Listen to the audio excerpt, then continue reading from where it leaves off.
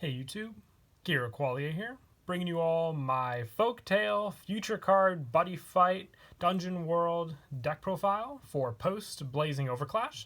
Wanted to start making some Future Card, Buddyfight deck profiles just to see if you all enjoy the videos. And I figured I'd start with one of the decks that I finished up with the release of the latest booster back, Blazing Overclash. The Folktale deck focuses on using your Ect Biblio item card to call out a bunch of different Folktale monsters from the card itself, and also focusing on the new Alice unit that works with Happiness Wonderland to build up soul in that card as well, to give you consistent draw power for your different units on the field, and power and additional critical depending on how many cards you're able to put into the Happiness Wonderland, while at the same time using Ect Biblio for its own effect to call out multiple units on the field and gain their additional effects as well. Really fun. Definitely excited to start on the Buddyfight deck profile, so definitely look forward to that as well. So let's go ahead and get started. So for the world, obviously being with Dungeon World, for my buddy I run Sweet Dream Patissiere Mel.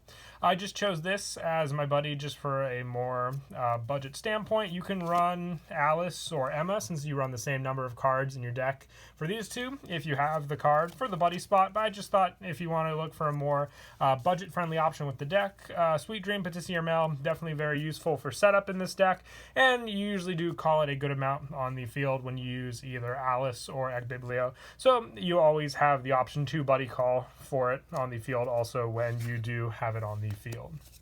And then for the main monsters in the deck, I run 4 Wonderland Walker Alice. This is one of your main cards in the deck that you'll rely on for your plays.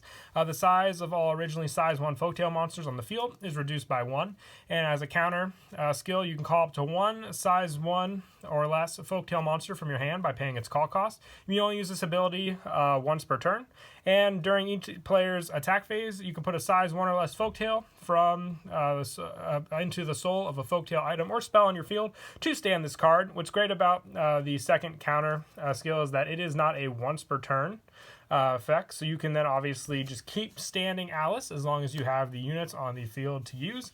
And then you can also call out cards onto the field with Ect Biblio, so you can get additional monsters to then attack and also use. And what's great is also then you can use Alice to put cards into Happiness Wonderland, which the first time you do, you'll get soul and then additional power for each one, and then multiple critical once you keep attacking more and more with Alice, which has plus 5,000 power each time, and it has 5,000 attack, 5,000 defense with a critical of 2 to begin with, so it's even just great pressure at that point with this card alone also. And I also run 4 Moonlight Fleur Emma with this one. If this card is on your field or in the soul of a Folktale item or spell on the field, either cards cannot be destroyed on your field, returned to the hand by your opponent's card effects. It's Folktale items and spells, so it protects your Ect Biblio and your Happiness Wonderland that are set on the field by the use of Emma. You can still take out the monsters, but what's great is obviously with Ect Biblio, you can then put them into the soul of Ect Biblio by playing 1 life with the deck. And when this card attacks, you can put up to 1 card from your drop zone or into the soul of a Folktale item or spell on your field. So you'll rely on Emma and Alice for a good amount of the cards you put into your item or spell on the field also. And when this card is destroyed, drop 1 of your opponent's gauge, and it also has double attack. So what's great is you can rely on the destruction to take away 1 of your opponent's gauge, especially if you destroy Emma during the first turn also with some of the other spells we run on the deck. Dropping their gauge can really put a hindrance on the play they might have wanted to do early on in the game as well. So just having that fact to rely on definitely does come in handy also. And then I was just debating on what other spot I wanted to put for the final Emma. I decided to go with Red Riding Hood Emma. It just has a great skill when this card attacks and destroys your opponent's monster or deals damage to your opponent. Choose a card on your field, look at the top 3 cards of your deck, put up to 1 Folktale monster from among them into the chosen card soul, put the rest on the bottom of your deck in any order, and when this card is destroyed, you draw a card, and it also has double attack. So you have the option for this card just to set up either Happiness Wonderland or Ect Biblio on the field. So very, very useful there how this Emma isn't limited to putting cards into your item on the field, because if it only limited to that, I probably wouldn't have liked it as much, but still very, very useful. I like to run it for that option, plus the destroy, draw a card card makes me like to put Emma in the center just for that option with your other cards also. If you want to try the second version of Emma as the spot, you can give that a try. And I also might try out 4 additional cards. If I were to try that, I'll show what monster I would take out for the 4 lineup for Red Riding Hood Emma instead. And I also run 4 Hurrying White Rabbit Henry. The biggest thing that kills the deck is when you can't actually set up your Happiness Wonderland or your item on the field, because it's the whole thing that Alice and Emma rely on for their plays to put cards into the soul. And they don't have Soul Guard themselves, so you can't really, put cards into the soul of other things on the field and hope to just play defensively. But Hurrying White Rabbit Henry, its call cost is pay 1 gauge, and when this card enters the field, put up to 1 Folktale item or Folktale spell was set from your deck into your hand, shuffle your deck. When this card is destroyed, destroy an item or spell your opponent's field. So not only does it help take care of an opponent's issue, it also just gives you what you need for your setup. So opening up Henry means you'll at least have a play to go off of, whether it be with Ek Biblio or Happiness Wonderland, you name it. The pay 1 gauge doesn't really matter as well, since the good majority of the monsters I've shown up till now have a free call cost as well, so you don't have to really use too much gauge for anything else in the deck also. And going on to our buddy now that I run, 4 Sweet Dream Patissiere Mel. When this card attacks and destroys your opponent's monster or deals damage to your opponent, choose a card on the field, drop the top 2 cards of your deck, put up to 1 Adventurer or Folktale from among them into your hand, and put the rest into the soul of the card. And when this card attacks, if you have an item equipped for this turn, this card gets double attack.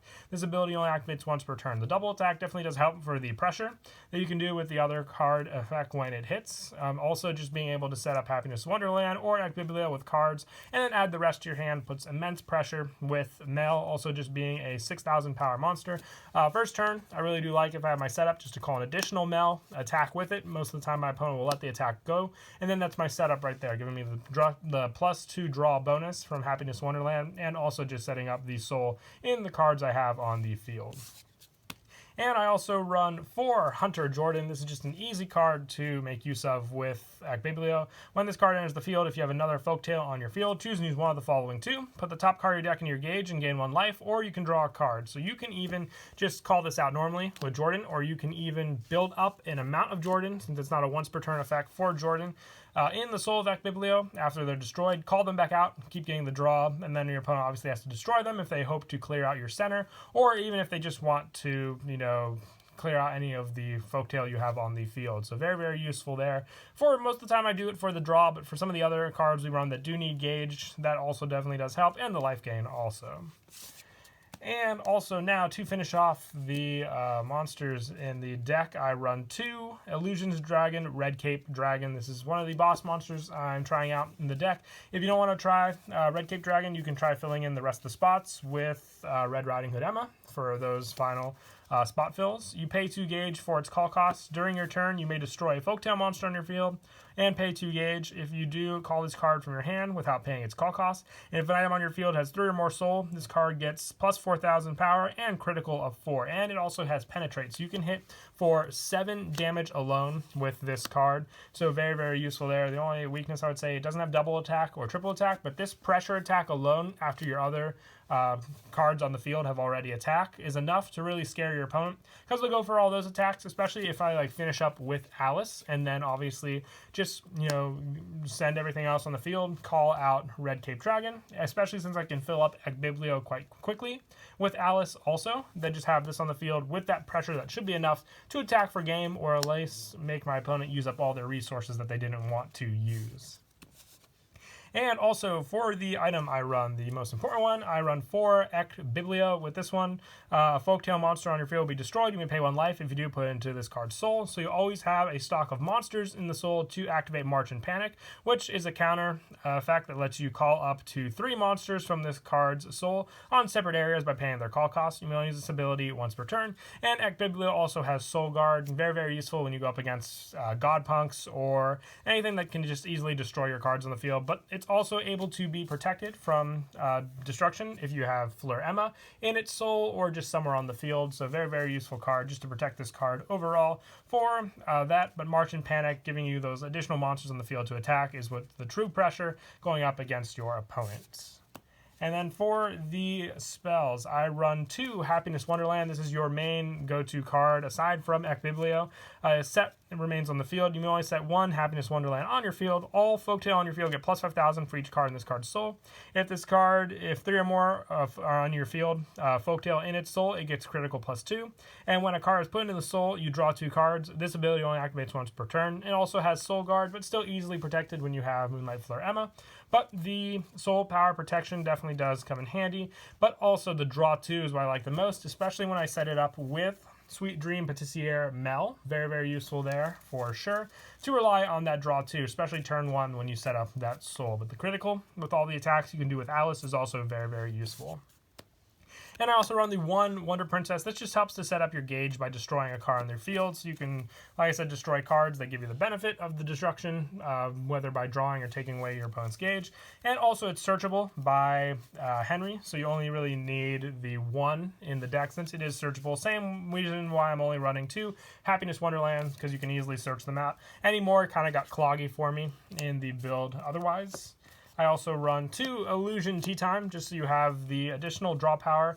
You can only access this if you have a Folktale on your field. Put up to 1 Folktale monster from your drop zone into the soul of an item, and then put the top card of your deck into your gauge, and draw 1 card. You can only cast Illusion Tea Time once per turn. The best benefit is obviously when you have the item on the field, but still getting the gauge and draw, very, very useful for this. Just 2 though, since it is a once per turn. And I also run 2 Grim Ash. This just helps to set up more monsters in your Ekbiblio by paying 1 life and chucking top 4. Putting as many from them into the soul of Ekbiblio and putting the rest on the bottom of your deck. You can only activate once per turn, but I still like to use the 2 just for that easy setup of monsters you can then obviously gain easy access to from the soul of Ekbiblio. And I also run 2 Red Cape Brulee. Aside from your Red Cape Dragon not having double attack, being able to use Red Cape Brulee by paying 1 gauge to restand it, or to rest a card in your opponent's field since it has a counter skill, definitely does help just taking care of risky monsters your opponent may have, or like I said, just giving you that extra pressure with Red Cape Dragon for sure. And I also run 1 Delusion Running Amok. This one's just an easy way to put the top 4 cards of your deck in your gauge by destroying a monster on your field. So along with the other options we have for the destruction, definitely does come in handy for sure with this card, and also just Red Cape Dragon in general. And then for some of the more defensive spells, I run 4 Insanity Chevre. With this one, if you have 2 or more monsters on the field, you nullify the attack. Choose an attacking card, and for this turn it cannot stand. Excuse me. But just more pressure with this card, being able to stop cards that have triple attack. One thing for sure was Blade Wing Phoenix having the quadruple attack. I used this against it, stopping the attack and the life point damage take I would take from the card. And I also run 4 Deadly Serious Tuffle. You nullify the attack, then you can destroy a Folktale monster on your field to draw a card and gain 2 life. So just more additional plus with this one also. Sorry, the Buddyfight deck profiles are a lot longer, so a little more winded, but we're almost at the end. To finish off the deck, I run 4 Tempting Tanzer. For this turn, the next damage you take is reduced by 3. Then if you have a Folktale item, Folktale on your field, you choose a card on your opponent's field, and for this turn, the chosen card gets critical -1. So great. Once again, just like stopping your opponent with the Chevre, you can just stop their monsters by reducing its critical, and also stopping the first one by reducing the damage. It doesn't stop the destruction of monsters, but still very, very useful for obviously reducing the damage you would take. I like it for the 12 shield count in the deck, just for the amount I run. Definitely is useful for stopping the attack since we run a good amount of monsters just for the lineup as well. But that is it for the deck profile. I hope you all enjoyed my first Buddyfight deck profile. Definitely do recommend getting into the game if you're looking for something different, a little more mix of Cardfight Vanguard and Yu-Gi-Oh! For sure. I'll definitely be doing more deck profiles down the line as well, so look forward to it. But until next time, please don't forget to leave a like and subscribe, and Kira Qualia out.